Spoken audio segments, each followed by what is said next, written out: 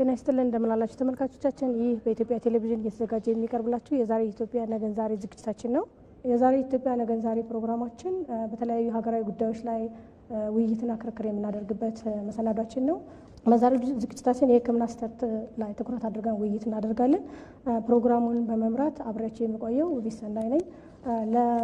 ለፕሮግራማችን መነሻ የሆነን ዘንድ በዓለም የጤና ድርጅት መረጃ መሰረት በዓለማችን ላይ ለሞትና ለአካል ጉዳተኝነት ከሚያደርሱ 10 ቀዳሚ መንስኤዎች ውስጥ አንዱ የሕክምና ስህተት ተደርጎ ይታያል።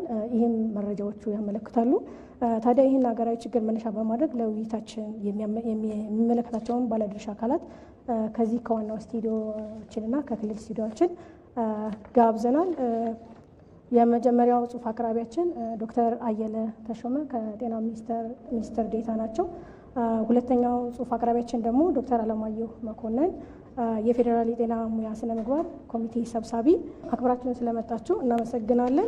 ከክልል ስቱዲዮቻችን እንግዶቻችን እንኳን ደህና መጣችሁ። ከጅማ ስቱዲዮ ዶክተር ሀቢዝ አባመጫ የአጠቃላይ ቀዶ ሕክምና ስፔሻሊስት የሸነን ጊቤ አጠቃላይ ሆስፒታል ስራ አስፈጻሚ፣ ከወላይታ ሶዶ ስቱዲዮችን ዮሴፍ ሶንኮ በደቡብ ኢትዮጵያ ክልል ጤና ቢሮ ኃላፊ እና የጤናና ጤና ነክ ግብዓት ጥራት ቁጥጥር ባለስልጣን ዋና ዳይሬክተር፣ ከአሶሳ ስቱዲዮችን ፍቃዱ ባንዞ የቤኒሻንጉል ጉሙዝ ክልል ምግብና መድኃኒት ቁጥጥር ዳይሬክተር፣ ስሌማን ሽጉጤ የህግ ባለሙያና የጤናና ጤና ነክ ጉዳዮች አማካሪ፣ እንዲሁም ከተለያየ ቢሮዎች የመጡ እንግዶች አሉን። ባለድርሻ አካላት እንኳን በደህና መጣችሁ። እናመሰግናለን። አሁን ወደ መጀመሪያ ጽሑፍ አቅራቢያችን ዶክተር አየለ ተሾመ እናልፋለን። ዶክተር አየለ ተሾመ የሕክምና ስህተት ስንል ምን ማለታችን ነው? የሕክምና ስህተት በሀገራችን በምን ሁኔታ ላይ ይገኛል? የሚሉና ተያያዥ ጉዳዮችን ጽሑፍ እንዲያቀርቡልን እንጋብዛለን። በጣም አመሰግናለሁ። ይህንን አጀንዳ አድርጋችሁ እናንተም ስለጋበዛችሁን በጣም ከልብ ነው የምናመሰግነው።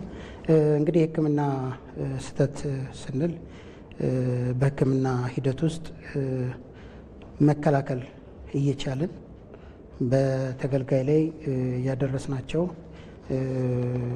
አነስተኛ የሚሆን ከፍተኛ የጤና ጉዳት እንዲሁም እስከ ሞት የሚያደርስ ጉዳቶች በሙሉ በሕክምና ስህተት ማዕቀፍ ውስጥ መግባት ይችላሉ። ሆኖም ግን በሕክምና ሂደት ውስጥ በተለይ ሕክምና እንደምታውቁት የተወሰነ ጥቅም ለማግኘት የተወሰነ ሪስክ ወይም ደግሞ ተጋላጭነትን ይዘን የምንሄድበት የአገልግሎት ሂደት ነው። በዚህ ሂደት ውስጥ አንድ መድኃኒት ለሆነ ችግር ይፈውሳል ሲባል በዛ ሂደት ውስጥ ግን የተወሰኑ ሳይድ ኢፌክቶች ሊኖሩት ይችላሉ። አንድ የቀዶ ጥገና ሕክምና ዋና ችግርን ለመፈወስ ዋነኛ መሳሪያ ቢሆንም በቀዶ ጥገና ሂደት ውስጥ ሊከሰቱ የሚችሉ ከመድኃኒትና ሌሎች ተጋላጭ ነገሮች ጋር የሆኑ ችግሮች አውቀናቸው ግን አነስተኛ የነበረው አውቀናቸው ሊከሰቱ የሚችሉ ተስማምተናቸው የምንገባቸው ነገሮች በእንደዚህ አይነት ካቴጎሪ ውስጥ አይገቡም። ብዙ ጊዜ እንደዚህ አይነት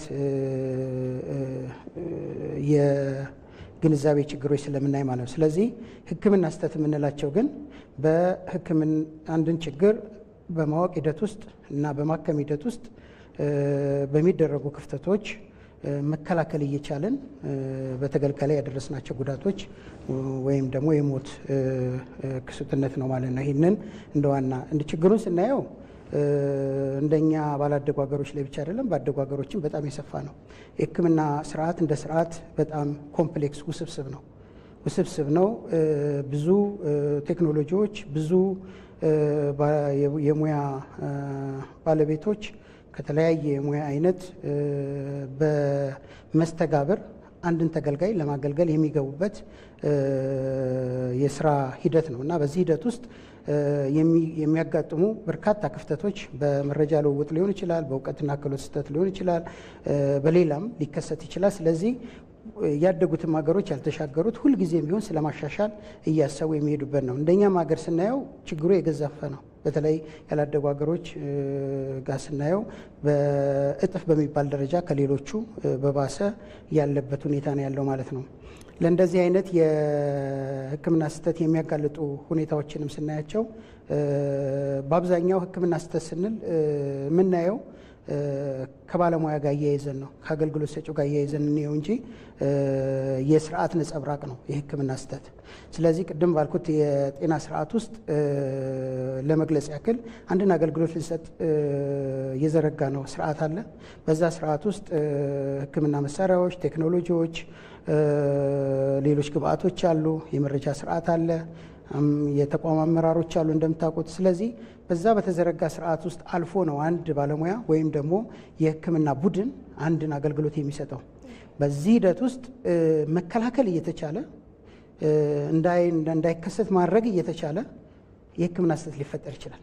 ስለዚህ ለምሳሌ አገልግሎት አሰጣጡ የተዘረጋበት ነባራዊ ሁኔታ ስታንዳርዳይዝድ ያልሆነ ከሆነ ሁሉም በፈለገው እየገባ የሚሰራበት ከሆነ ለእንደዚህ አይነት ስህተቶች የተጋለጠ ይሆናል። የተገልጋይ ፍሰት ስርዓታችንን ባለማስተካከል ብቻ አንድ ባለሙያ ለምሳሌ 5 በሽተኞች በአንድ ላይ ቢመጡ ከ5ቱ አንዱ በጣም ለህይወቱ አስጊ ሁኔታ ላይ እየደረሰ ቢሆን ሌላኛው ደግሞ ጊዜ የሚሰጥ ቢሆን የተቋሙ የተገልጋይ ፍሰት ስርዓቱ ቅድሚያ የሚሰጥበት ስርዓት ከሌለ አንድ ባለሙያ የሆነ ክፍል ውስጥ ሲያገለግል የመጣለትን ነው የሚያገለግለው። ስለዚህ በዚህ ስርዓት ውስጥ ያ የልየታ ስርዓት አለመኖሩ እንደ ተቋም ችግር ነው። ይሄ ችግር በጣም ያላመመውን ወደፊት አምጥቶ በጣም የታመመ ወደ ኋላ በማስቀር ወረፋ ላይ ሊሞት ይችላል። ይሄ መከላከል የምንችለው ስርዓታችንን ብናስተካክል ነው። ምክንያቱም ባለን ሀብት ሰው አለን፣ ሕክምና መሳሪያ አለ፣ እዛ ግብአቱ አለ። ጊዜ ብቻ ነው ያጣው ያ ሰው። ይህን ጊዜ ያላስተካከል ነው ስርዓት ስለሌለን ነው ማለት ነው። በሁለት ባለሙያዎች ውስጥ የቅብብሎች ስርዓት የዘረጋንበት እነዚህ እንግዲህ ማነሳቸው ባለሙያው አንድ ፋክተር ነው እዛ ውስጥ እንጂ ብቻውን ስህተት የምንለው ነገር ከሰው ልጆች ብቻ የሚወጥ ሳይሆን ከስርዓቱ አጠቃላይ እይታ የሚመጣ ነው።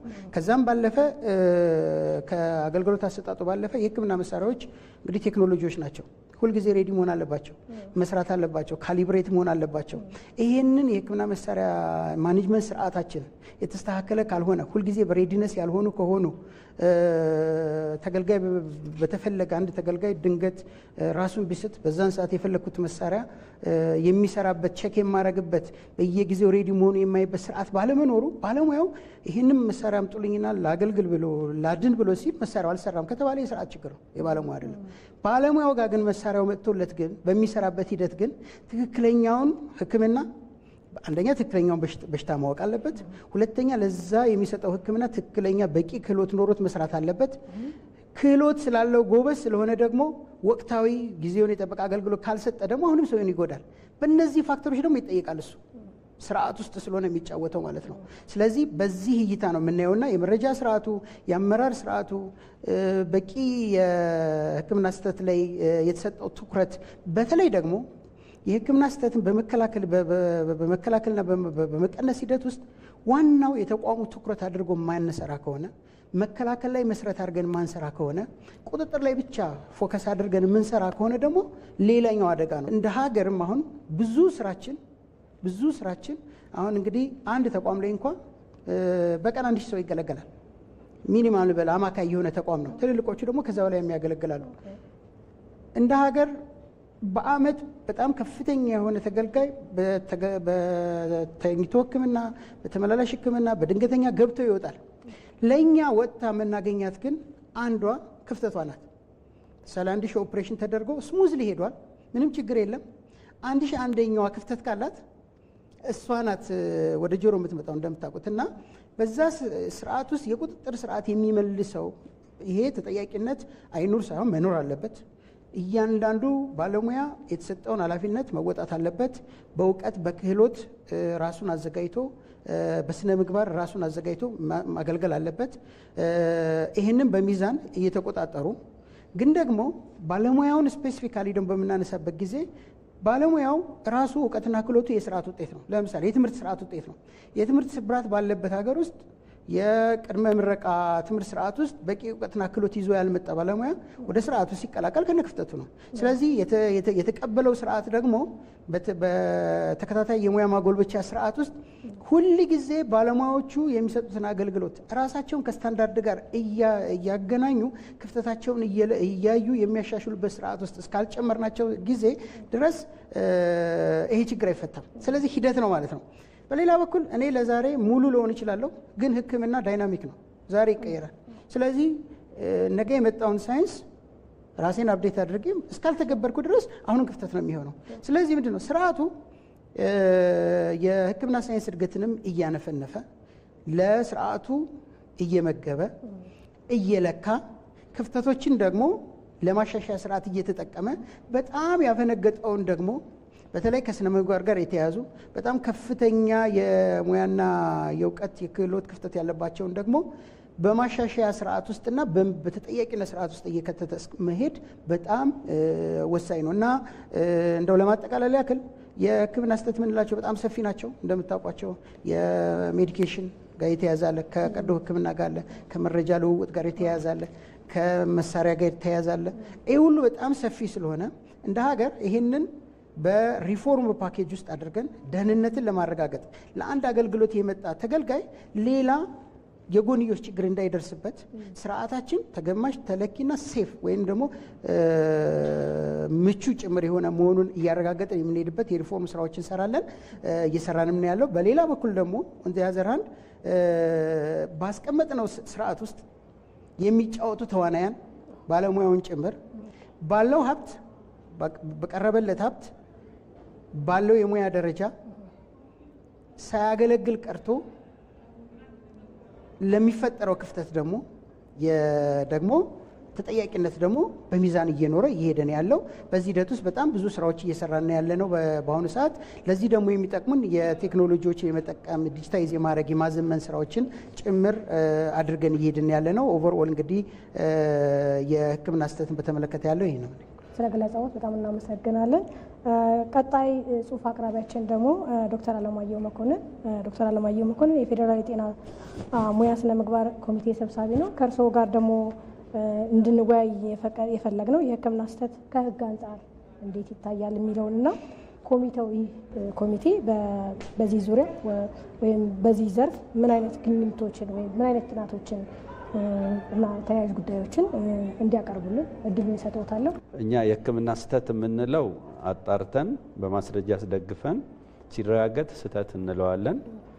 ነገር ግን በሂደት ላይ ሲሆን ከጤና አገልግሎት አሰጣጥ ጋር ተያይዞ የቀረበ ቅሬታ ወይም አቤቱታ ነው የምንለው ከመመርመሩ በፊት። ስለዚህ ይሄ ኮሚቴ እነዚህን ቅሬታዎች ይቀበላል፣ ይመረምራል፣ ያጣራል እና የውሳኔ ሀሳብ ነው የሚያቀርበው። እንግዲህ ውሳኔዎች ለበላይ ኃላፊ ያቀርባል። ከጸደቀ በኋላ እንግዲህ የሚነሱት ቅሬታዎች በአብዛኛው ያው እኛ እንደምታውቁት የግለሰቦች ላይ ስለሆነ ጤና ባለሙያው ላይ ነው። ከስርዓት ጋር ተያይዞ የሚነሱ ወይም ስርዓቱ የፈጠራቸው ስህተቶችን ቅድምም ተብራርተዋል። እሱን አናይም ማለት ሳይሆን ለሱም እንደ ማሳሰቢያ እንሰጣለን። ያው ከስርዓት ጋር ነው ብዙ ጊዜ የሚያያዘው ስህተት፣ እሱንም ኮሚቴው ያንን ያያል። እንግዲህ የምግብና መድኃኒት ቁጥጥር ባለስልጣን አዋጅ ቁጥር 1112 2011 661 የሚለውን ህግ ቢሽራውም ግን ከዛ ጋር ተያይዞ የወጣውን ደንብ አንዱን አንቀጽ ስላልሻረው ጤና ሚኒስቴር ይሄንን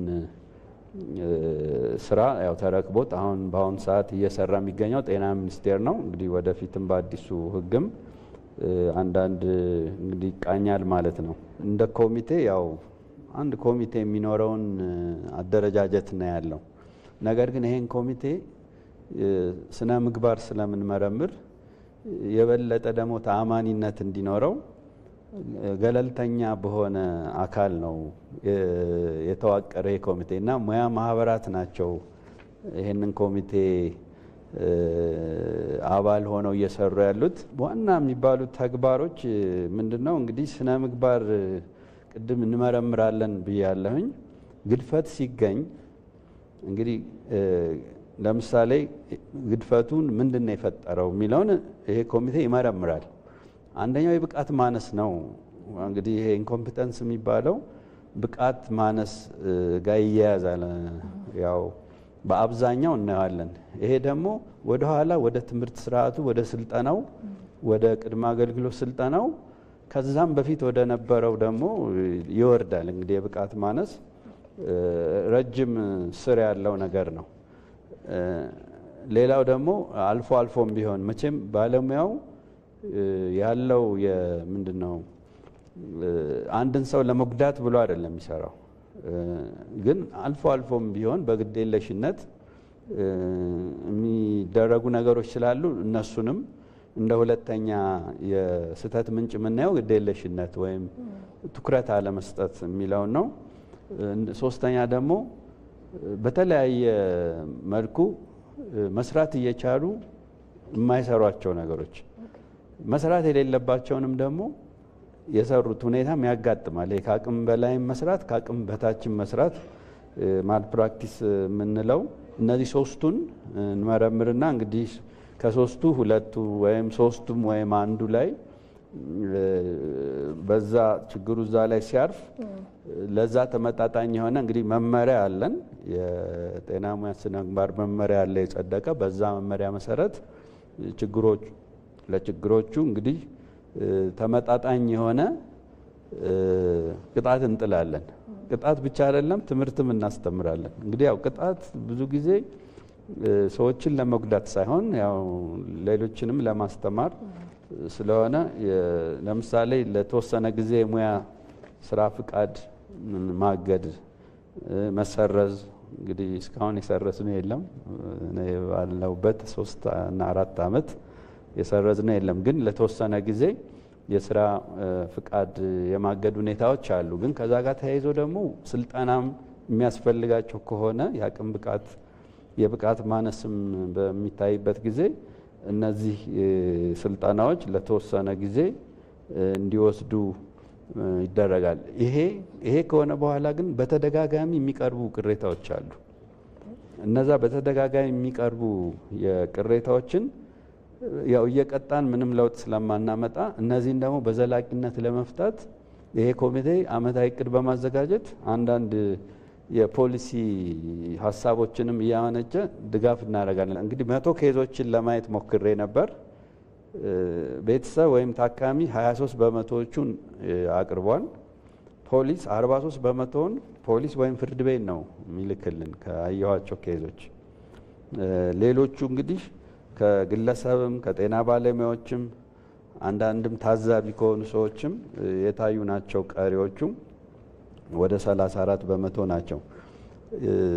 እኛ አሁን ውጤት ብዙ አይነት ውጤት አለ ከቅሬታ ጋር አብሮ እንግዲህ ያስከተለው ውጤት ሳይሆን እኛ ያው ሂደቱን እንመረምራለን በስርዓት።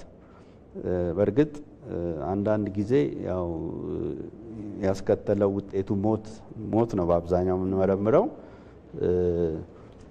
ያው እኛ እንግዲህ ብዙ እንትን የሚያደርገን ያው ይሄ ውጤቱ ሳይሆን ሂደቱ እንዴት ነበር የሚለውን በጥልቀት የምንመረምርበት ሁኔታ ነው ያለው። ካየናቸው ኬዞች ከመቶዎች ውስጥ ወደ 65 በመቶ የሚሆኑት ያስከተሉት ውጤት ሞት ነው። ይሄ እንግዲህ ያው ፐብሊኩንም ቤተሰብንም ጭምር ያው ብዙ ሊያሳስብ ሊያስደነግጥ፣ የአካል ጉዳትም ያጋጥመናል። ወደ 25 በመቶ የሚሆኑት የአካል ጉዳት ነው እና ይሄ ደግሞ ያው በአብዛኛው የአካል ጉዳት ወደ ፍርድ ቤት ሂደው በካሳ በምናምን የሚሆን ነው። ሌሎች ደግሞ አስተዳደራዊ ጉዳዮች የሚባሉ ይሄ ኮሚቴ የማይመረምራቸው ግን ያው ሾልካው የሚመጡ ወደ 10 በመቶ የሚሆኑ አሉ። ብዙ ጊዜ የሚነሱት ከውጤት በኋላ የሚመጡ ችግሮችን ይዘው ነው የሚመጡት። ለምን አልተነገረንም፣ በደንብ አላወቅንም፣ አልገባንም፣ እንደዚህ ያልመሰለንም ሙሉ ይድናል ምናምን ይባልና በኋላ ሞትም ሊሆን ይችላል ውጤቱ። ስለዚህ እንዲህ አይነት ነገሮች ላይ ያው የግንዛቤ እንትን ስላለ በደንብ የሚታየው አንዱ የሚመስለኝ ይሄ ነው። ሌላው እንግዲህ የቀረበ ቅሬታ በበቂ መረጃ ሳይደግ ወይም ሳይጣራ ድጋፍ ሳይገኝ ግምታዊ የሆነ ፍርድ መስጠት በተለይ በምናየው በአብዛኛው በማህበረሰብ አንቂዎችም በሚዲያም በሜንስትሪም እንኳን ብዙ እንትን ባንልም በዩቲዩብ ለተለያዩ ይሄ ነገር የፍትህ ሂደቱን በጣም ያዛባዋል እና ከዛ በኋላ ተጣርቶ የሚገኘው ውጤት ማህበረሰቡ ይሄን አያምንም። ቅድም ወዳልኩት እነሱ እና እናንተ ምናምን የሚባል ውስጥ ልንገባ ስለምንችል እዚህ ጋር የጋራ የሆነ መግባባት ያስፈልገናል። ሌላው ማህበረሰባችን ከጤና አገልግሎት አሰጣጥ ጋር ተያይዘው የሚቀርቡ ቅሬታ አቀራረብ ላይ ያለው ግንዛቤ ያው አናሳ ስለሆነ በአብዛኛው ወደ ፖሊስ መጀመሪያ ነው የሚሄደው ወይም ወደ ሚዲያ ወደዛ በሚሄድበት ጊዜ ያው ቅድም ያልኳቸው ችግሮች ስለሚከሰቱ እዛ ላይ ብዙ ግንዛቤ መፍጠር አለብን። ለዚህ ደግሞ ሚዲያው ወሳኝ ስለሆነ አሁን በክልልም በፌደራልም ወደፊት ደግሞ ይሄ አዋጅ አዲሱ የጸደቀው የጤና አስተዳደር የጤና አገልግሎት አስተዳደር እና ቁጥጥር አዋጅ ደግሞ ስራ ላይ ሲውል ሁሉም ተቋማት ኮሚቴ እንዲኖራቸው ያስገድዳል። ያው ህግ ነው። በዛን ጊዜ ይሄንን ማህበረሰቡ ጋር ግንዛቤ መፍጠር ያስፈልጋል። አመሰግናለሁ። እሺ፣ ሁለቱንም ጽሁፍ አቅራቢዎቻችን በጣም እናመሰግናለን። የተከበራችሁ ተመልካቾቻችን እየተከታተላችሁ የምትገኙት ከኢትዮጵያ ቴሌቪዥን ወደ እናንተ እየደረሰ ያለውን የዛሬ ኢትዮጵያ ነገን ዛሬ ዝግጅታችን ነው። አሁን ደግሞ ከዚሁ ከስቱዲዮ በተሰጠው ሀሳብ ላይ ጥያቄ፣ ሀሳብ፣ አስተያየት ካላችሁ እድሉን እሰጣለሁ። አንድ የህክምና ባለሙያ ሐኪምም ይሁን ነርስም ይሁን ምንም ይሁን ልክ የመጣው ታካሚውን ለማዳን ነው። ዶክተር አስቻለው ማንሚን ዶክተር አየለም እንዳሉት ዶክተር አለማየሁም እንዳሉት በሂደት ውስጥ ለሚፈጠረው ስህተት ግን ኢንቴንሽናል አይደለም ነው። ኢንቴንሽናል አይደለም። ስለዚህ ኢንቴንሽናል የሚለው በደንብ ሊሰማ ነው፣ ወይም ደግሞ ሆን ተብሎ ታስቦበት የመጣ ሳይሆን በሂደት የሚፈጠር ሂደቱ ግን በሶስት መሰረታዊ ነገሮች ሊሆን ይችላል። አንደኛ በእውቀት ማነስ፣ ሁለተኛ ማድረግ የሚገባውን ባለማድረጉ፣ ሶስተኛ ደግሞ ማድረግ የማይገባውን በማድረጉ ሊሆን ይችላል ችግር የተፈጠረው ነው። በእነዚህ ሶስት ነገሮች ከተፈጠረ ግን በሚደረገው በምርመራ ሂደት ውስጥ ሊጣራ የሚችል ነው። ሌላው በደንብ መታየት ያለበት በዚህ በጤና ሙያ ስነ ምግባር ኮሚቴ የምንመለከተው አንድ ሐኪም ምንም እንኳን ሊያክም ቢመጣ በሂደቱ ግን ስህተት ከፈጸመ ይሄንን ሊያጣራ የሚችለው የህክምና ስህተቱን እነዚህ ሶስት ነገሮች፣ አንደኛ እውቀት አለው ወይስ የለውም፣ ማድረግ ነበረበት አላደረገም ወይስ ማድረግ ያልነበረበት ነው ወይ ያደረገ የሚለው ሊለዩ የሚችሉ ብቃት ያላቸው ታማኝነት ያላቸው ሰዎች ተመርጠው ይሄንን የህክምና ሙያ ስነ ምግባር የሚለውን መታየት አለባቸው። ምክንያቱም እነዚህ ሰዎች ደግሞ በምስር ናቸው፣ በሚኒስትር ኦፍ ሄልዝ ናቸው። ጤና ሚኒስቴር ምንድን የተሰጠው ተልእኮ የማህበረሰቡን ጤና ደህንነት ማረጋገጥ የሚለው እንግዲህ ከላይ ከታች በጣም ትልቅ ኮንሴፕት ነው። ስለዚህ በዚህ ሂደት ውስጥ ታማው ወይም ደግሞ የህክምና ስህተት ጉዳት ደርሶባቸው የማረጋገጥ ብቻ ሳይሆን ህክምናውን ያላገኙትን ሰዎች ፈልጎ አፈላልጎ የማግኘቱን ሁሉ ከዚህ የበለጠ ማንም ማያቸው ናቸው ማለት ነው። ስለዚህ ምን ማድረግ አለብን? ይሄ ፕሪቬንቲቭ ሜዲሲን የሚባል አለ ማለት እንዳንገባ እኔ ቤተር ቱ ሳይ ይቆይ በቃ እኔ ያልሰራም ስለዚህ ከኔ በላይ ያለው ሰው እስከሚመጣ ይጠብቅ የሚባል ከሆነ ፕሮሲጀራሊ ሂዝ ራይት ነርስ ነው ያለው። ስለዚህ ሐኪሙን ይጠብቃል። ሐኪሙና በነርሱ መካከል እስከሚጠብቅ ይሄን ፈርቶ የሚቆይ ከሆነ ሰውየው ሐኪሙ ሳያይ ግን ምን ያደርጋል? ሐኪሙ ነርሱ ምን ያደርጋል? ቢያንስ አይቪ ሊቀጥልለት ምናምን ላደርግ ይችላል። ስለዚህ አንዳንድ ፕሪቬንቲቭ ሜዲሲን ወደ ውስጥ እንዳንገባ እንደ ሚዲያም እንደ ባለድርሻ አካላት ማሰብ መቻል አለበት። ይሄ ማለት ግን በሚሞቱና በሚንገላቱ ሰዎች ደግሞ ውስጥ ደግሞ መቀለድ አለብን ማለት ደግሞ አይደለም። ስለዚህ ሚዛኑ በደንብ መጠበቅ አለበት የሚለው ሊሰመርበት ይገባል ለማለት ያክል ነው። በጣም አመሰግናለሁ። የህክምና ስህተት ብለን ዲፋይን ለማድረግ መጀመሪያውኑ ስታንዳርድ ሊኖረን ይገባል። ስታንዳርድ ኦፍ ኬር የምንለው ሊኖር ይገባል እና ያ ስታንዳርድ ኦፍ ኬር ምንድን ነው? አይዲያል በሆነ ኢንቫይሮንመንት፣ በጥሩ ባለሙያ፣ በጥሩ ስነ ምግባር አንድ ሰው ሊያገኝ የሚችለው ፕራክቲስ ወይም ውጤት ምን ይሆናል የሚለውን ነገር መጀመሪያ ተቀምጦ ነው። ከዛ አኳያ ነው ሊመዘን የሚችለው ያ ባለሙያ ወይም ያ አገልግሎት። ስለዚህ ያንን ልናስቀምጥ ይገባል መጀመሪያውኑ። ከዛ ተነስተን ነው ማል ፕራክቲስ ተሰርቷል አልተሰራም የሚለውን እንትን የምናደርገው። ስለዚህ ህክምና እንግዲህ ቅድም እንዳልነው ነው። አሁን ተገልጋዩ የሚገባኝን አገልግሎት አላገኘውም፣ ተጎድቻለሁ፣ አሞኛል፣ አካሌ ጎሏል። አንዳንዴም ሰውየው ሞቶ ወይም ሴትዮዋ ሞታ የእሷ ቤተሰብ የሆነ ባለቤቴ በሕክምና ስህተት ነው የሞተች ብሎ ሊመጣ ይችላል። ስለዚህ ያን ዲፋይን የምናደርገው እንግዲህ ቅድም እንዳለው ዶክተር ይሄ ነገር ከስታንዳርዱ ጋር ሲነጻጸር እንዴት ነው የሚለውን ነገር በደንብ በትክክል እንትን የሚል አንድ እንትን ሊኖረን ይገባል፣ ስታንዳርድ ሊኖረን ይገባል ማለት ነው። በግዴለሽነት እያወቀ ያንን ነገር ሰውየው እንደሚጎዳ እያወቀ ካደረገ ክራይም ወንጀል ነው። ነገር ግን በስራ ሂደት አገልግሎቱን ለመስጠት በሚያደርገው የኮሚኒኬሽን ወይም የተግባቦት ችግር ምክንያት በእቃ እጥረት፣ በአቅም ማነስ ወይም ደግሞ አንደኛው ሕክምና ፕሪዲክት የምንገምተው አይደለም። ስንሰራ የሚፈጠሩ ነገሮችን ቀድመን 100% እርግጠኛ ሆነን መናገር አንችልም እና በዛን ጊዜ በሚያጋጥም ነገር የሚፈጠርን አደጋ ወይም ስህተት ወንጀል ብለን እንትን ማድረግ የለብንም እና አሁን አብዛኛውን ጊዜ ባለሙያው ድንጋጤ ውስጥ እየገባ ያለው ተገልጋዩም ያልሆነ ነገር እያሰበ ያለው አንድ ሐኪም አንድ ጤና ባለሙያ ይህን ነገር ሲከሰት ሆን ብሎ አስቦ አቅዶ እንደፈጸሙ ተደርጎ ነው የሚቆጠረው። ይሄ ደግሞ ከማን ወዴት ይሄዳል? ወደ ህብረተሰቡ፣ ወደ ምንድነው ይሄ ህግ አስከባሪ አካላት ወደ እነሱ ሁሉ ይሄድና ያልተገባ ትርጉም ይሰጠዋል።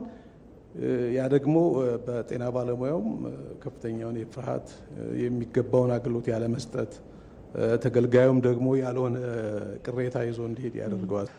ባለሙያዎች ከመጀመሪያ ጀምሮ ወደ ስራ በሚገቡበት ወቅት ሊከተሏቸው የሚገቡ መሪዎች አሉ። ከዛ መሪዎች ውጪ ሲወጡ ያው ተጠያቂነት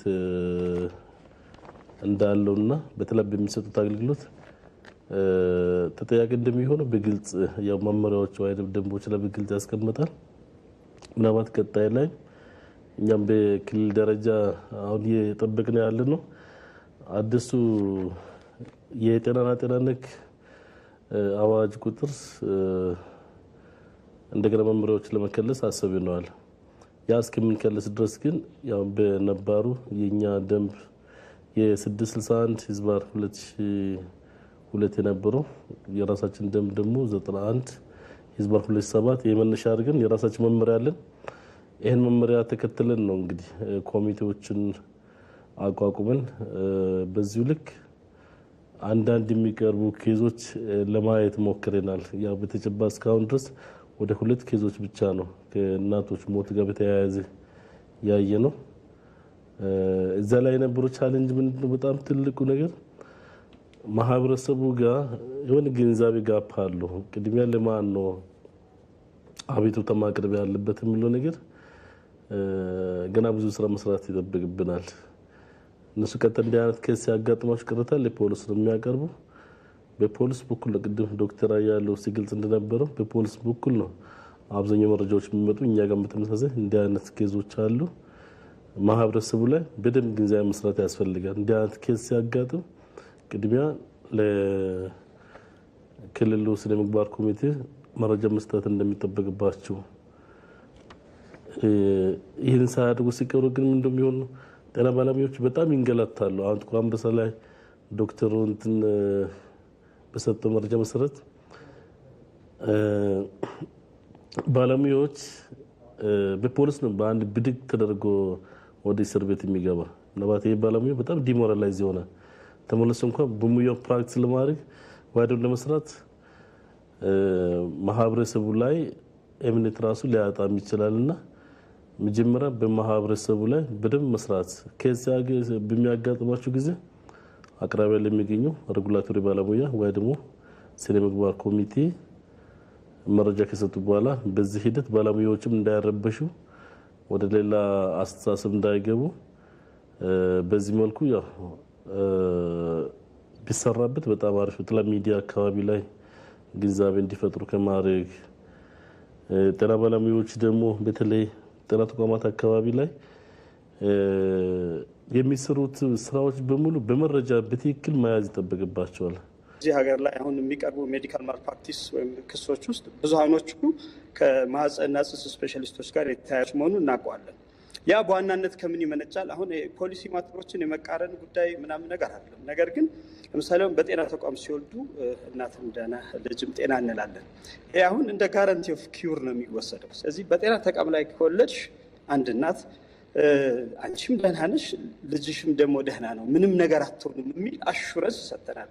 እነኛ አሹረንሶች የክሱ በጤና ባለሙያዎች እጅግ በጣም እንዲበዛ አድርገውታል። እጅግ በጣም አዎ፣ በአንድ መልኩ አሁን ለዚህ ነገር ያዘጋጀነው ሞት ጋራንቲ ኦፍ ኪውር ስላለው ማህበረሰቡ የእናትን ሞት ታላቅ ልጆችን ሞት አልቀበልም እያለ በጤና ባለሙያ ላይ ብዙ ክሶች ስለሆነ ነው እንጂ ጤና ባለሙያ ብዙ ጥፋቶችን እያጠፋ ነው የሚል አቋም የለኝም። በየትኛው ሙያዎች ውስጥ ጥፋት እንደሚኖረው ጥፋት ሊኖር ይችላል። ስለዚህ እነኚህ ሎጎዎች እንግዲህ አንድን ፕሮግራም ፖሊሲ ለማስኬድ የምንጠቀማቸው ቃላቶች ምን ያህል ጤና ባለሙያ ላይ ጫናና በርደን ሊፈጥሩ እንደሚችሉ እንረዳለን። እኔ በዚሁ አጋጣሚ እንደውም የእሷ ነገር ያው በአንድ መልኩ ለእናቶችና ህጻናት የሚሰጥን እንክብካቤን ፕሮሞት በሚያደርግ መልኩ ከፍ በሚያደርግ አይነት መልኩ ሌላ አይነት ሎጎ ብንጠቀም ምንድነው የሚባለው ሞቶ ብንላለው በግሌ ያ ነገር ኖርማሊ ባለሙያዎቹ ላይ አሁን ወደ ዲፌንሲቭ ሜዲሲን ወደሚመስል ወይም ደግሞ ራስን መከላከል ወደሚመስል አይነት አገልግሎትም ጭምር እያመራ ስለሆነ ማለት ነው። ስለዚህ እንደ ጤና ባለሙያ አሁንም ቢሆን ለፕሮሰሱን ኃላፊነት የሚወስደው ለውጤቱ ኃላፊነት አይወስድም ነው። በሌላ መልኩ ማንሳት የፈለገው ሀሳብ የአሬስት ጋይድላይን ጉዳይ ነው። ሌሎች ሀገራቶች ላይ ሐኪሞችን በተመለከተ አሬስት ጋይድላይን አለ። አንድን ጤና ባለሙያ ኖርማሊ ሐኪምን ጨምሮ ሁሉንም አይነት ባለሙያዎችን ዝም ብሎ መጥቶ ከስራ ቦታ ላይ ወስዶ ማሰር ይችላል። አንድ ጤና ባለሙያ ዛሬ ጧት መጥቶ አሁን ዛሬ ከከሳት መጥቶ የሚያዝ ባለሙያ ለሌሎች ታካሚዎች እኮ ግዴታ አለው። ሌሎች ታካሚዎችን እኮ ቀጠሮ ሰጥቷል ይሄ ሰው። ስለዚህ የህጉ አካል ጤና ባለሙያን ለመያዝ ራሱን የቻለ ጋይድላይን ያስፈልገዋል ተብሎ ያ አሬስት ጋይድላይን ወጥቶ በብዙ ሀገራቶች ላይ ብዙ ኤክስፔሪየንሶች ከኛ አካባቢውን ካሉ ሀገራቶችም ጎረቤት ማንሳት እንችላለን። እኛም ሀገር ላይ ፊዚሽንስ አሬስት ጋይድላይን ወይ ደግሞ ሄልዝ ፕሮፌሽናልስ አሬስት ጋይድላይን ቢወጣና ባለሙያዎቹ በስራ ቦታቸው ላይ ደህንነት ተሰምቷቸው እንዲሰሩ ቢደረግ የሚል ሀሳብ አለኝ። የወንጀል ጉዳይን በተመለከተ ጤና ባለሙያ ኖርማሊ ወንጀልን የሚያቋቁመው ጉዳይ ግዙፍ የሙያ ስነ ምግባር ጥሰት ይለዋል። እንግዲህ አሁን የወንጀል ህጉ ላይ የተቀመጠው እዚህ ጤና ባለሙያን ለጥቃቅን ነገሮች ለማይረባ ነገሮች መያዝ አትችሉም ነው የሚለው የወንጀል ህጉ። ያው በአሰራር ደረጃ ላይ ፖሊስ ለትልቁም ለትንሹም ነገር እንግዲህ ቅሬታ እስከቀረበ ድረስ እነኚህ ነገሮች ጀስቲስየብል ማተር ናቸው፣ ሊመረመሩ የሚገቡ ጉዳይ ናቸው ብሎ ካመነ ፖሊስ ይዞ ሲመረምር እናያለን። በእርግጥ ኢቲክስ ኮሚቴ በእርግጥ ውሳኔዎችን ሲሰጥ እነኚህ ማይነር ናቸው፣ እነኚህ ግዙፍ ናቸው፣ እነኚህ ደግሞ በጣም ሲምፕል ናቸው እያለ ራሱ ካቴጎራይዝ እያደረገ ይቀጣል።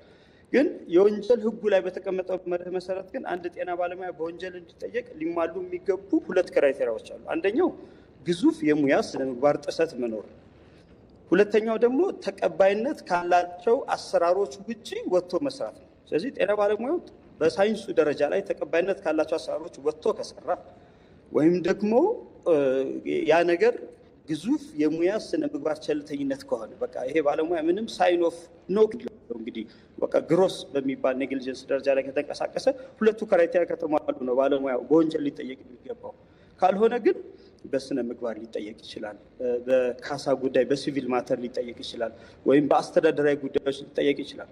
እኛ ሀገር ላይ ለመጠየቅ በሚደረጉ ጥረቶች ውስጥ የወንጀል ተጠያቂነት እንደ መጀመሪያ ቱል ወይም ደግሞ እንደ ዋና መሳሪያ ተደርጎ እየዋለ ነው ያለና እሱ ነገር ትንሽ አቢዩዝ እየተደረገ ይመስለኛል።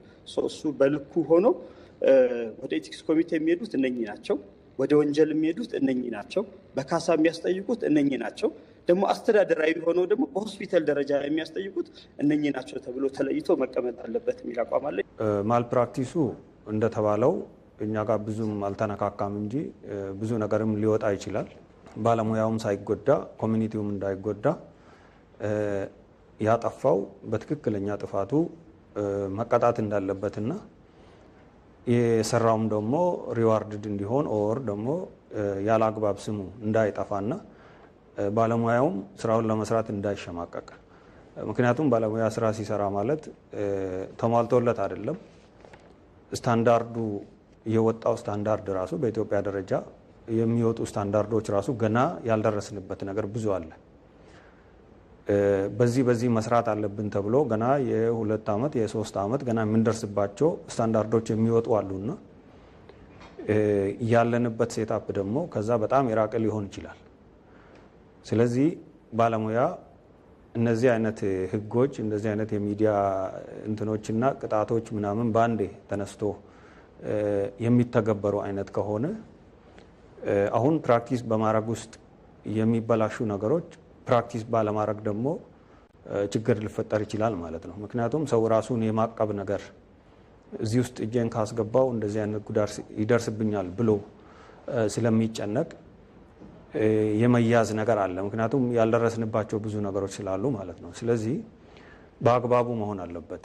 ወደ ሚዲያ መምጣቱ፣ ወደ ዲስከሽን መምጣቱ፣ ወደ ኮሚኒቲ መውጣቱ በጣም ጥሩ ነገር ሆኖ በተቀመጠው ቅጣት ልክ ብቻ ማሰብ ሳይሆን ትንሽ ኤክሰርሳይዝ እስኪደረግ ድረስ ነገሮችን ወደ ትምህርት ወደ ማሳወቅ ብንመጣ ለማለት እፈልጋለሁ።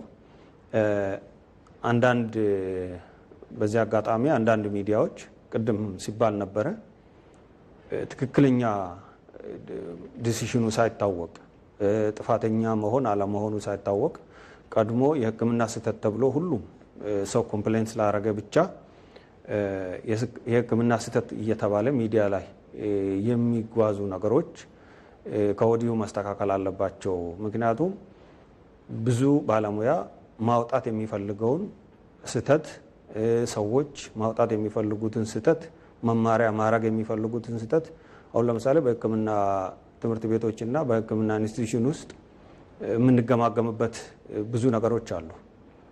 ለምሳሌ ክሊኒካል ኦዲት ተብሎ ኦር ደግሞ ዴዝ ኦዲት ተብሎ አንድ ሞት ሲከሰት ዲስከስ እናደርጋለን።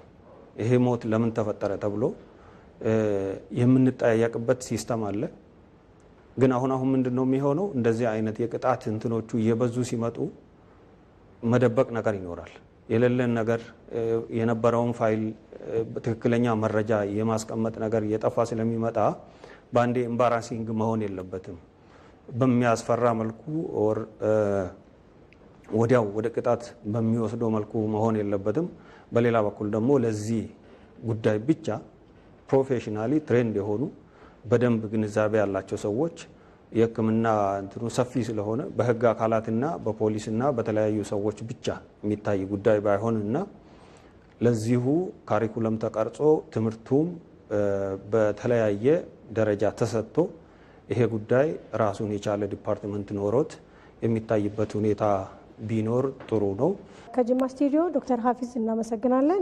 በዛው የወላይታን ስቱዲዮ ጨርሰን ብንወጣ ይሻላል ብዬ ነው። ዮሴፍ መቀጠል ይችላሉ። እሺ፣ አመሰግናለሁ። በዋናነት መነሻው ቅድም ዶክተር አለማዊ ያስቀመጡት በሶስቱ ሊጠቃለሉ የሚችሉ ቢሆንም የሚቀዳው ግን ከኢቲክስ ነው፣ ከስነ ምግባር ነው። ኢቲክስ ደግሞ እንደምናውቀው ሁሉም ጤና ባለሙያ በየትኛውም አይነት የሙያ መስመር ውስጥ ያለ ቢሆንም ኢቲክስን ይማራል፣ ስነ ምግባርን ይማራል። ይህን የተማረውን ስነ ምግባር በተግባር ከመግለጽ አኳያ የሚታዩ ክፍተቶች ናቸው አሁን እነዚህን ስህተቶች የሚያመጡት። እነዚህ የሚመጡት ቅድም እንደተባለው አንደኛው ኔግሊጀንሲ ነው፣ ቸልተኝነት ነው። በጣም ትንሽ ብለን የምናስበው ውድ ዋጋ ሊያስከፍል በአካልም ጉዳት ሊያመጣ የሚችል አልፎም ለሞት ሊያዳርግ የሚችል ነው። ቸልተኝነት በባለሙያ ብቻ አይደለም፣ ተቋሙ መሟላት ያለባቸውን ባለሟላት ቸል ብሎ በዚህ መስራት ይቻላል ብሎ አስበው ከስታንዳርድ በታች በሆኑ ማቴሪያሎች ኤክስፓየር ባደረጉ ለምሳሌ መጠቀም በማይገባቸው እንዲጠቀሙ የሚያደርጉ ከሆነ ዞሮ ዞሮ የሕክምና ስህተት እንዲፈጠር ነው የሚያደርገው። ስለዚህ በተቋምም መነሻ ይሁን በግለሰብም ወይም በባለሙያ መነሻ ይሁን መጨረሻው ዜጋው ላይ ጉዳት የሚያደርስ እስከሆነ ድረስ በሁለቱም መስመር ያለውን ችግር መቅረፍ አስፈላጊ ነው ብዬ ነው ማስበው። ስለዚህ ባለሙያው ኢቲክስ ላይ በተለይ የኢቲክስ መሪዎች ወይም ፕሪንሲፕል የምንላቸውን ተምሮ ነው የወጣው። እነዚህን መተግበር ይጠበቅበታል። 7 የኢቲክስ ፕሪንሲፕሎች እንዳሉ እናውቃቸዋለን። ከነዚህ በተለይ በዋናነት 4ቱን መሰረታዊ የምንላቸውን የስነ ምግባር መሪዎችን መከተል አለበት። አንደኛ አውቶኖሚ ነው። አውቶኖሚ የምንለው ባጭሩ ተገልጋዩ በራሱ ጤና ላይ ራሱ እንዲወስን ማድረግ ያስፈልጋል። ኢንፎርሜድ ኮንሰንት እዚህ ውስጥ ይመጣል። ከዚህ ረገድ የሚታዩ ጉድለቶች አሉ። መረጃ በበቂ ሁኔታ አቅርቦ በሽተኛው ኦር ተገልጋዩ ራሱ እንዲወስን ከማድረግ ሂደት የሚመነጭ አለ። መጨረሻ ላይ አውትካሙ መጥፎ ሲሆን ቅድም እንደተባለው ይሄኛው ባለሟሟላት ብቻ ባለሙያው ጥፋት ባያጠፋ ኢቭን በኖርማል በኮምፕሊኬሽን ደረጃ የሚከሰት የህክምና ኮምፕሊኬሽን የሚጠበቅ ኮምፕሊኬሽን የሚከሰት ጉዳት ቢያመጣ ራሱ ይሄ እንደ ሰበብ ነው የሚመጣው። ስለዚህ አውቶኖሚ መሰረታዊ የሆነ መሪ ነው መከተል ያስፈልጋል። ሁለተኛው ቤኔፊሻሪ ነው። የትኛውም ባለሙያ አገልግሎት በሽተኛውን የሚጠቅም ብቻ ነው መስጠት ያለበት። ሶስተኛው ነን ማሊፊሸንሲ ነው። የዛኛው ተቃራኒ ማለት ነው። ሊጎዳ የሚችል ነገር እያወቀ አገልግሎት መስጠት አይገባውም፣ ወይም ለጉዳቱ ባለሙያው ምክንያት መሆን የለበትም። ይሄ ብዙውን ጊዜ ሪሰርቾች በተለይ ኤክስፐሪመንታል ሪሰርቾች በሚሰሩበት ጊዜ ጉዳት ሊያደርስ እንደሚችል እየታወቀ ሙከራ የሚደረገውን እንደምሳሌ እናነሳለን። ይሄ መሆን እንደሌለበት መሪ እንደሆነ መያዝ፣ ጀስቲስ ለምሳሌ ፍትሃዊ አገልግሎት፣ እኩል ለሁሉም አገልግሎት መስጠት፣ እነዚህ ዋና የምንላቸው ናቸው። ሌሎችም አሉ። ለምሳሌ ቫርሲቲ የምንለው አለ፣ ፊዴሊቲ የምንለው አለ፣ ኮንፊደንሻሊቲ የምንለው አለ። እነዚህን መሪዎች ተከትሎ የሚሰራ ከሆነ በህክምና ስህተት የሚመጡ ችግሮችን ሚኒማይዝ ማድረግ ይቻላል። አቶ ዮሴፍ እናመሰግናለን። የተከበራችሁ ተመልካቾች እየተከታተላችሁ የምትገኙት ከኢትዮጵያ ቴሌቪዥን ወደ እናንተ እየደረሰ ያለው የዛሬ ኢትዮጵያ ነገን ዛሬ ዝግጅታችን ነው። የዕለቱ መወያያ ርዕሳችን የህክምና ስህተትን በተመለከተ ነው። አሁን ደግሞ ወደ ዋናው ስቱዲዮ እንመለስና ሀሳብ፣ አስተያየት፣ ጥያቄ ካለ በድጋሚ እድሉን እንሰጣለሁ። ማንኛውም ባለሙያ ሲሳሳት እንደሚጠየቅ ይታወቃል። ግን ይሄ ኢንስቲትዩሽን እዛ ውስጥ ያለው ኢንስቲትዩሽን ምን ያህል ተጠናክሮ ወደ ስራ ገብቷል የሚለው ቢታይ የሚለውን ለማንሳት ነው። የህክምና ሙያ ስህተትን ለማረጋገጥ ይሄ እንደ ሀሳብ 4 ነገሮች ማረጋገጥ ያለብን 4 ነገሮች አሉ። አንደኛው የሐኪምና የታካሚ ግንኙነት መኖሩን ማረጋገጥ መቻል አለብን። ይሄም ለምሳሌ አንቀጽ የፍትሐብሔር ህግ ውስጥ አንቀጽ 2639 እስከ 2652 አካባቢ የተዘረዘሩ ነገሮች አሉ። ይሄ ማለት ውል መኖር አለበት። አንድ ሰው ሐኪም ቤት መሄድ አለበት፣ ተቋም መሄድ አለበት ማለት ነው። እዛ ጋር ቅድም የተነሳው አንድ ሰው ለምሳሌ አንድ ሐኪም ውል ሲገባ ውሉ የሚቻሉን የማድረግ ውል ነው እንጂ ዲፊኒት አይደለም፣ ሙሉ ለሙሉ የማዳን አይደለም። ግን ከቤት ውስጥ ቅድም እንደተነሳው የማዳን ግዴታ የሚገባው ሐኪሙ ኤክስፕሬስሊ ሲፈርም ብቻ ነው። ይህን አንቀጽ 2648 ስር ተቀምጧል በግልጽ። ስለዚህ እዛ ጋር ሁለተኛው የሐኪሙን ችለተኝነት ማረጋገጥ ያስፈልጋል። ፕሮፌሽናል ፎልት መኖሩን የህክምና ሙያ ስህተት መኖሩን ለማረጋገጥ አንደኛው ውል መኖር አለበት፣ ሁለተኛ ኔግሊጀንስ መኖር አለበት፣ ሶስተኛ ኮዝ ኤንድ ኢፌክት ሪሌሽን መኖር አለበት፣ አራተኛው በዛ በድርጊቱ በኮዙ ምክንያት ጉዳት መድረሱን ማረጋገጥ መቻል አለብን ማለት ነው። እነዚህ አራቶቹ እና ሌሎች እነዚህ ዋና ዋና መስፈርቶች ስለሆኑ ማንኛውም ሙያ ኤኒ ፕሮፌሽን እንደ ፕሮፌሽን ማንኛውም ሙያ 3 አይነት ስፔሻሊ የህክምና ሙያ እንደ ማንኛውም ሙያ 3 አይነት ተጠያቂነትን ሊያስከትል እንደሚችል አንደኛው አድሚኒስትሬቲቭ ነው። ቅድም ከላይ ከዶክተርም ከዛም ሲነሳ እንደነበረ አድሚኒስትሬቲቭሊ በዲሲፕሊን ሐኪም፣ ነርስ፣ ኤኒ በህክምና ዙሪያ የሚሰሩ ባለሙያዎች ሊጠየቁ የሚችሉ አድሚኒስትሬቲቭ ሬሜዲዎች አሉ። ሁለተኛው የፍትሐብሔር ካሳን፣ ጉዳትን፣ ሶስተኛ የወንጀል ተጠያቂነትን ሊያስከትል እንደሚችል ለማንሳት ፈልጌ ነው። አመሰግናለሁ። እንደ አንድ እጩ ሐኪም እንደ ተመራቂ ሐኪም ሃይላይት ማድረግ የምፈልገው ፖይንት አለ። አንደኛው የጤና ባለሙያዎች ላይ ያለው በርደን ነው። ሁሉም ሰው እንዲረዳው የምፈልገው ምንድን ነው፣ እኔም ካየሁት ከኤክስፒሪየንሴ ህክምና ከሌላው ፊልድ ለየት የሚልበት ነገሮች አሉ። ለምሳሌ 24/7 መስራት አለብን። ሶ አብሮት የሚመጣ ብዙ በርደኖች አሉ እና ይሄ ሄልዝ ወርክ ፎርስ ላይ ኢንቨስት ማድረግ ይሄ ሕክምና ማልፕራክቲስን ለማሻሻል አንድ ኢምፖርታንት ፖይንት ነው ብዬ አስባለሁ። ካየኋቸው ችግሮች ከምላቸው ነገሮች ምንድን ነው የሞቲቬሽን ማጣት አለ። አሁን ሄልዝ ሲስተም ላይ ያለውን ችግሮች በማየት ብዙ በቃ ሞቲቬሽን ማጣት፣ ተመርቀን ምንድን ነው የምናደርገው? የሜንታል ሄልዝ ችግሮች አሉ ብዙ። ለምሳሌ ብዙ የሕክምና ተማሪዎች በሕክምና ትምህርት ቤት ውስጥ ራሳቸውን ያጠፋሉ። ሶ ሄልዝ ወርክ ፎርስ ላይ ያለው በርደን ቀላል አይደለም እና ህብረተሰቡም ባለስልጣኖችም ይህን ነገር መረዳት አለባቸው ብዬ አስባለሁ። ሶ አጠር በማድረግ የጤና ባለሙያ ላይ ያለው ኃላፊነት ያለው በርደን ከፍ ያለ ነው እና ሄልዝ ወርክ ፎርሱ ላይ ኢንቨስት ማድረግ እነሱን መንከባከብ የህክምና ስህተትን ለመቀነስ ይጠቅማል ብዬ አስባለሁ። ቴንክ ዩ። ጤና ሚኒስቴር የባለሙያው ጎን ብቻ ሳይሆን ማየት የሚችለው ልክ እንደ አንድ አስፈጻሚ አካል የተገልጋዩም ኢንተረስት ሰርቭ ማድረግ አለበት። እንደምንረዳውም ህገ መንግስቱ ማንኛውም ሰው አለኝ የሚሉትን ጉዳዮች በፍትህ አካል በፍርድ ቤት ወይም ሌሎች በሚቋቋሙ በሚል በአንቀጽ 37 ላይ በግልጽ ያለ በመሆኑ እንዲህ አይነት ኮሚቴዎች የስነ ምግባርን ጉዳይ በተመለከተ እንዲደራጁ ይፈቅዳል ህገ መንግስቱ ጀምሮ። ከዚህ ጋር ተያይዞ እንግዲህ እነዚህ ኮሚቴዎች አደረጃጀታቸው በህግም የተወሰነ ነው። በቀጥታ በሙያ ማህበራት በቀጥታ የሚኒስቴር መስሪያ ቤቱን እጮችን ከመምረጥ ሳይሆን ራሳቸው ማህበራቶች እየመረጡ ሪፕሬዘንት የሚደረግበት ስለሆነ በጣም በገለልተኝነት፣ ሁለተኛ ነገር ደግሞ ጉዳዮቻቸውም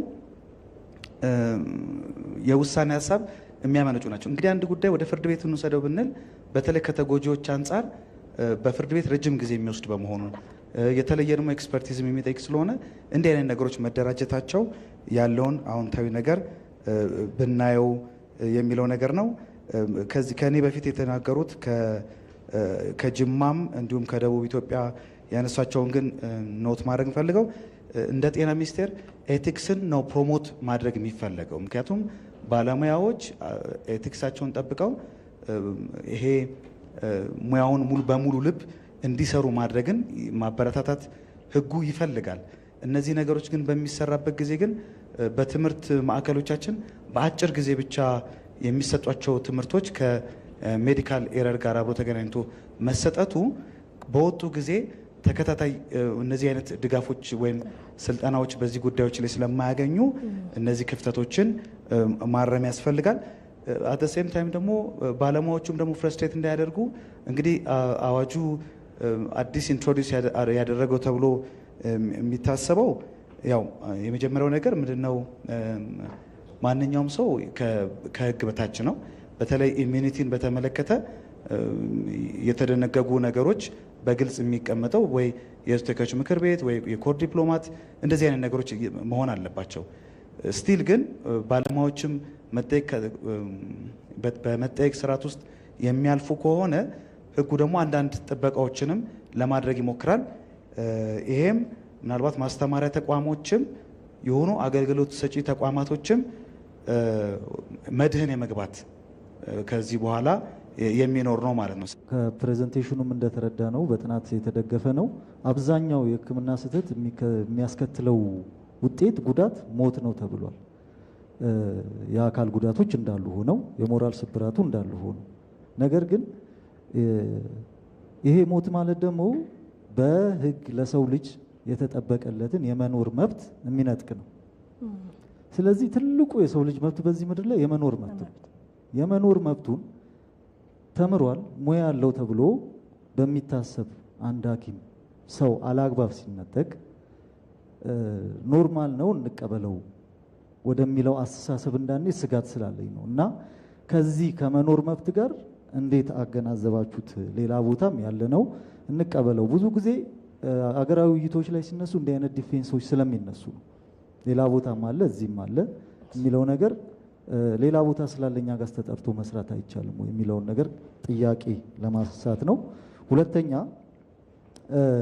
የተነሳው ሁለተኛ ጥያቄ ከአብዛኞቹ ስህተቶች ወይንም ደግሞ ሜዲካል ፎልት የምንላቸው የሲስተም ወይንም የሀገር ነጸብራቅ ናቸው፣ የሲስተም ስርዓት ነጸብራቅ ናቸው ተብሎ ተነስቷል። ሪሊ ኢትዮጵያ ውስጥ የተከሰቱት ወይንም እየተከሰቱ ያሉ የሕክምና ፎልቶች እውነት ከሀገሪቷ የስራ ሲስተም ጋር ነጸብራቅ ጋር የሚያያዙ ናቸው ወይ? በግል በትክክልም የግለሰቦች ስህተት አይደሉም ወይ? ለምሳሌ መሳሪያ ባለመሟላት በተለያዩ ነገሮች ከኢንፍራስትራክቸር ጋር አንስተን ሊሆን ይችላል። ነገር ግን አብዛኞቹ እኔም እንደ ህግ ባለሙያነቴ ብዙ ጊዜ ፌስ ማድረጋቸው ነገሮች አሉ። አብዛኞቹ ከግለሰብ ወይንም ከሐኪሙ የመስራት ወይንም የስራ ስህተት ጋር የሚገናኙ ናቸው። እንደ ተቋም የሚነሱ ነገሮች ሊኖሩ ይችላሉ። ለምሳሌ የአስም ህመምተኛ ገብቶ ሆስፒታል ገብቶ ድንገተኛ ክፍል ውስጥ የኦክሲጅን ስራ የሚሰጥ ባለሙያ ባለመኖሩ የተገጠመውም የኦክሲጅን መሳሪያ ባለመስራቱ ትንፋሽ አጥሮት ህይወቱ ያለፈ ታካሚ ይህንን አሁን ሪሊ እውነት ከሀገሪቷ ሲስተም እንትን ጋር እናያይዘዋለን ወይ? ሁለተኛ ድንገተኛ ታካሚ ሕክምና ሊያገኝ ገብቶ ከዛ በኋላ ሪፈር ካላመጣ ወይንም ከሚመለከተው ሪፈር ካላመጣ አናክም ተብሎ ለእልፈት የተዳረገን ታማሚ ይህንን እውነት ከሀገሪቷ ሲስተም እንትን ጋር እናገናኘዋለን ወይ? እነዚያውም በአንኳር ያነሳዋቸው ናቸው እንጂ በተጨባጭ ብዙ የግለሰብን ስህተት ሊያሳዩ የሚችሉ ነገሮች አሉና እነዚህ ሁለቱ ነገሮች አይጣረሱም ወይ? የወንጀል ህጋችን የህክምና ስህተት ወንጀል ነው የሚለው እንደውም ቅጣት ሁሉ አስቀምጧል። በፍትሐ ብሔርም እንደዚሁ የጉዳት ካሳን በተመለከተ በህክምና ስህተት እንግዲህ እኛ ሀገር ላይ የህክምና ስህተት የምንላቸው በሁለት መንገድ ነው የህክምና ስህተት የሚፈጠረው። የህክምና ስህተቶች የምንላቸው በቸልተኝነትና በአቅም ማነስ ወይም ደግሞ ከእውቀት ማነስ ነው የሚለው። እነዚህ እንግዲህ ተግባራቸው ስናይ ተግባራቸው አንድ አይነት ናቸው፣ ፕሮፌሽናል የሚለዩ ናቸው እንጂ ይሄኛው የህክምና ስህተት ነው፣ ይሄኛው የቸልተኝነት ነው ሊባል የሚችለው ፕሮፌሽናል ሲታይ ነው። እንግዲህ ዋናውና የተለመዱ የህክምና ስህተቶች የሚባሉት በቀዶ ጥገና ጊዜ የሚከሰቱ የመድኃኒት ትዕዛዞች፣ የመሳሪያ አጠቃቀም ስህተቶች፣ ታካሚውን በትክክል አለማዳመጥ፣ ትክክለኛ መድኃኒት አለማዘዝ፣ የመድኃኒት መጠን መብዛት ወይም ማነስ የመሳሰሉት እነዚህ የተዘረዘሩት የተለመዱ የህክምና ስህተቶች የሚባሉት በዓለም አቀፍ ሜዲካል ኤቲክስ በWHO ህክምና ስነ ምግባር በኢትዮጵያ የህክምና ስነ ምግባር ዋና ዋና ተብለው የተጠቀሱ ናቸው። ፕራክቲካሊ እኛ የምናየው አንድ ሰው የህክምና ጉዳት ደርሶበት በእኛ ሀገር ላይ በጣም የህክምና ስህተቱን ለማስረዳት እጅግ አዳጋች ነው።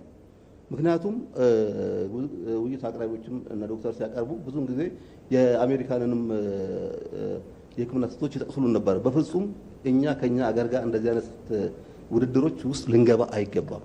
ምክንያቱም እኛ ሀገር ላይ በጣም ይሄ ሬር ኬዝ ነው።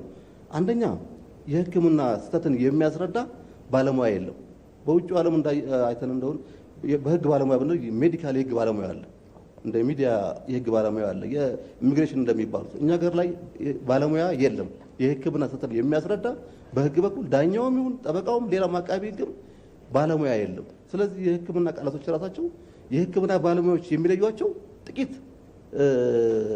እንትኖች ሌላው ሰው ሊረዳቸው የማይችላቸው ቋንቋዎች ናቸው። ከዛ ውጭ ደግሞ በህክምና ተጎጂ ወይም የተጎጂ ቤተሰቦች የደረሰባቸውን ጉዳት የማስረዳት ሸክም እነሱ ላይ ነው የሚወድቀው። ስለዚህ እነዚህ ሰዎች አንደኛ ሪትን ዶኩመንት የላቸውም። ሪትን ዶኩመንታቸው በማጀኑ ያለው በህክምና ተቋሙ ነው ያለው በተከሳሽ። ሁለተኛ ደግሞ የሰው ማስረጃ የላቸው። እኛ ፕራክቲካሊ እንግዲህ የሚያጋጥመን አንድ የህክምና ስህተት ተፈጥሮ ያን የህክምና ስህተት ለማስረዳት ባለሙያ ስንፈልግ አናገኝም። ባለሙያ በባለሙያ ላይ አይመሰክርም። ይሄ ፋክቱ ነው እንግዲህ አሁን ያለው ፋክት። እንደውም በተሻለ ሁኔታ የሰነድ ማስረጃ የሚያቀርብ የባለሙያ ምስክር የሚያቀርብ በተቃራኒው የህክምና ባለሙያው ነው ወይም ተከሳሽ የሆነው የህክምና ባለሙያ በተሻለ ሁኔታ ዲፌንስ የማድረግ ስርዓት እድሉ አለው። ስለዚህ ይሄ ነገር አንደኛ የህክምና ስህተትን የሚያይ ገለልተኛ ተቋም አለመኖሩ አንዱ ችግር ነው። ገለልተኛ ተቋም የሆነ እንደማንኛውም ሀገር የሕክምና ስህተቶችን የሚያይ ተቋም ያስፈልጋል። ሁለተኛ የሕክምና ስህተቶች ሪከርድ አለመደረጋቸው፣ አለመመዝገባቸው፣ ማን ምንድን ነው የሰራው፣ በዚህ ጉዳይ ላይ ምን ያህል ጉዳት ደርሷል የሚል አለመኖሩና እንግዲህ ጊዜው አጭር ስለሆነ ያሰብነውን ማለት አንችልም። አመሰግናለሁ። ተሳታፊዎቻችን ስለሰጣችሁት ሀሳብ፣ አስተያየት፣ ጥያቄ እናመሰግናለን። አሁን ደግሞ ወደ ጽሁፍ አቅራቢዎቻችን ሄድና ዶክተር አለማየሁ፣ ዶክተር አየለ በተሰጡት ሀሳብ፣ አስተያየቶች፣ ጥያቄዎች ላይ ማጠቃለያ እንዲሰጡልን 5 ደቂቃ አላችሁ። መቀጠል ትችላላችሁ። በማንኛውም አገልግሎት ውስጥ ማዕከላዊ ሆኖ ወይም እንደ ሴንተር ኦፍ ግራቪቲ ወስደን እኛ የምንሄደው ተገልጋዩ ነው። ይህንን ማንም ሊስት አይገባም። በዚህ ሂደት ውስጥ ማንኛውም ችግር፣ ክፍተት የሚታይበትን አተያይና መነጽር ማንሳት እንጂ በባለሙያውም ሳይድ ቅድም እንደተነሳው ኤክስኪውዝ አለ ማለት አይደለም፣ መሆን የለበትም። ለምሳሌ እዚህ የሚነሱ አብዛኞቹ ትልልቆቹ ሞትና ጉዳት ምናምን ስለሆኑ ነው እንጂ በጣም እናንተ ጋር የማይደርሱ እልፍ አላፍ የሕክምና ስህተቶች ከትንሽ ከትልቅ አለ ተቋም ላይ የጋብቻ አይደለም የትም ያለ ነው። ግን ምናልባት በ3 ቀን ታክሞ የሚወጣን ሰው በ7 ቀን እንዲወጣ ያስደረገ ስህተት አለ። ሰውየው ስለዳን አይደለም ተገልጋዩ። ኢንፌክሽን መፍጠር የሌለበት ኢንፌክሽን ያስፈጠረ ነገር አለ። ብዙ የቸልተኝነት ብዙ ክፍተቶች አሉ። እነዚህ ሁሉ ስናነሳቸው ግን የሲስተሙ ነጸብራቅ ሆነው በዛ ሲስተም ውስጥ ደግሞ ህይወት ያለው ዋናው ባለሙያው ስለሆነ ባለሙያው ደግሞ እንደ ባለሙያ እንግዲህ ብዙ ጊዜ የታች ከሆነ እይታ አንደኛ ወደ ባለሙያ ይሄድና ከባለሙያም ደግሞ ሐኪም ብቻ ይሆናል። ይሄኛው እይታ ይስተካከል ካልሆነ በቀር የሕክምና ስህተት በጣም ከፍተኛ ቁጥር ያለው ነው። እኛ ጋር የማይደርስ እኛ የማናውቃቸው ብዙ ናቸው የሚለው መወሰን ነው። በዚህ ሂደት ውስጥ ደግሞ የሲስተሙ የስርዓቱ ነጸብራቅ ይሁን እንጂ ባለሙያው ባልተሟላበት ነው የምሰራው፣ ስራ በዝቶብኛል፣ ስለበዛብኝ ነው የሚለው ኤክስኪውዝ አይሰራም። በተሰጠው ሀብት በነበረበት ሂደት አጌንስት ስታንዳርድ ኦዲት ይደረጋል። ይሄ እያንዳንዱ ባለሙያ ነው አውቆ መስራት ያለበት። ይሄ የሚሻር መርህ አይደለም። በዛ አይነት ግንዛቤ እንዳትወስዱት ለማለት ነው የመጀመሪያው። በሂደት ውስጥ ግን የማናጀሪያል ተጠያቂነት ወይም የአመራር ተጠያቂነትና የተቋማት ተጠያቂነት እየተረሳ ወደ ግለሰቦች ብቻ እየሄደ ያለው ነገር አግባብ አይደለም ነው። ለምሳሌ ተቋማት የተሰጣቸው ኃላፊነት አለ፣ መጠየቅ አለባቸው። አንድ አመራር የተሰጠው ኃላፊነት አለ፣ ያላቀረበው ግብአት ካለ፣ ያልዘረጋው አግባባዊ ያለ ስርዓት ካለ፣ ያለ ባለሙያዎቹ ሳይሆን የጎዳው ሰው ካለ መጠየቅ አለበት። እነዚህ በሚዛን መያዝ አለባቸው የሚለውን በደንብ እንዲያዝ በጣም እንፈልጋለሁ። ስለዚህ የመጀመሪያው ስርዓታዊ እይታ ሆኖ በዛ ውስጥ የሚጠይቀው ይጠይቃል። ሁለተኛው በማንኛውም ሀገር ቁጥጥር መፍትሄ ሆኖ አያውቅም። የማሻሻያ ስርዓት ውስጥ መግባት አለብን። ስለዚህ በዚህ ሂደት ውስጥ የመረጃ ስርዓታችን ዲጂታይዝ በማድረግ የማይቀየሩ በጊዜም በኮንቴንትም የማይቀየሩ የጤና ተቋማትን መፍጠር ያስፈልጋል የሚለው መሰረታዊ ነው። ይሄን እየሰራንበት ነው ያለ ነው የሚለው በደንብ አንድ እያዝ ነው። አንድ ስታንዳርድ ጋር የተያዘ ነገር ስታንዳርድ አለ። የስታንዳርድ ችግር የለብንም። ስታንዳርድን መሰረት አድርጎ አገልግሎቶችን ኦዲት እያደረጉ ክፍተቶችን የመጠገን የማሻሻል ስራ ነው ክፍተት ያለብን። እኔ እንደ ግለሰብ ችግር ደረሰብኝ ብዬ ልሄድ እችላለሁ። በራሴ እይታ ነው፣ በሰማሁት ነው። ባይዘወይ አንድ መሳሳት የሌለብን አብዛኛውን የሕክምና ስህተት ጠቋሚ እዛው ጎን ያለ ባለሙያ ነው። ይህንን እንድታው የትም ያለ ነው፣ እኛ ጋርም ያለ ነው። ይቆረቆራል ባለሙያው እዛው ያለው ግን ደግሞ በእንትን በፍርድ አሰጣጥ ሂደት ውስጥ ግን ወደኋላ ሊል ይችላል እንጂ አብዛኛው ተቋሚ ይዘው ያለ ነው። ምክንያቱም ይቆረቆራል እዛ ያለው ስጠራው እኮ ስላልመጣ ነው፣ ስጠራ ስላልመጣች ነው፣ ይሄንን እኮ እንደዚህ አድርጎ ገልብጦ ብሎ የሚጠቁመው ያ ነው እንጂ ባለሙያው ቤት ያቋል ተገልጋዩማ። ይህንን ወስደን ግን ወደ ማሻሻ ስራ ስንወስደው ግን ክፍተት የለም ወይ? በጣም ክፍተት አለ። መጨረሻ ላይ ማንሳት የምፈልገው እንደው ወንድሜ መጨረሻ ያነሳውን ነገር በዲፌንስ እንዳትወስዱት። በማሻሻያ መንገዱ የትኛው አፕሮች ይሻለናል በሚለው ነው እንጂ ችግሮች አሉ። ችግሮቹን እንዴት እንለያቸውና እንዴት እንሂድበት ኢንዲቪዥዋል ተጠያቂዎች እንዲጠይቁበት እንሄዳለን። ኤክስኪውዝም ሊኖር አይገባም። ባለሙያው ማወቅ አለበት። አፕሮቻችን ግን በተባለው አሁን በያዝነው መንገድ ነው ወይ ከተባለ ብዙ የምንከራከርበት መንገድ አለ የሚል ሀሳብ ስላለኝ ነው። አይ ቲንክ ይበቃኛል። አመሰግናለሁ። የሕክምና ስህተት ዜሮ አይሆንም፣ አይጠፋም። ግን ቢያንስ በኔግሊጀንስ በተለያዩ በማል ፕራክቲስ ያሉትን ግን እነሱን በከፍተኛ ሁኔታ ግን መቀነስ አለብን። እሱንም እንችላለን።